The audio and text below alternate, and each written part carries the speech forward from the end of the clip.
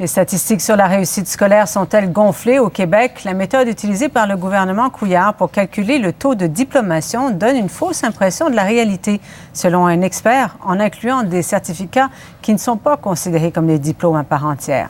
Les explications de Mathieu Dion.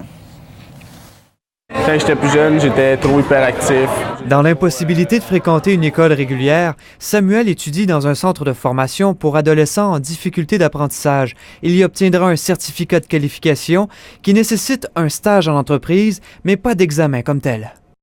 C'est un certificat préparatoire au marché du travail, mais source de confusion dans les statistiques sur la réussite scolaire au Québec. L'indicateur comme tel de réussite au secondaire qui est confus présentement parce qu'on inclut certaines formes de reconnaissance qui ne sont pas des diplômes du secondaire. L'objectif du taux de diplomation de 80 % d'ici l'an 2020. Cet objectif remonte aux années 90. En 2014-2015, le Québec atteignait 79 %. L'effet, c'est que les chiffres sont gonflés. Gonflés parce qu'il s'agit d'un taux qui inclut les diplômes d'études secondaires et d'études professionnelles, mais aussi les certificats de qualification comme celui qu'obtiendra Samuel. Sans ces certificats, le taux de diplomation au Québec est plutôt de 75 % comparativement à 85 % en Ontario. Tout en reconnaissant l'importance des certificats, Égide Royer se désole qu'ils soient souvent considérés comme des diplômes dans le discours gouvernemental. Prenons les bons indicateurs.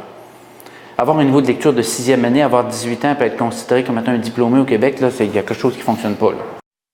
Les centres de formation estiment depuis plusieurs années offrir un vrai diplôme. Donc, on conserve encore des cours de français, d'anglais, de maths.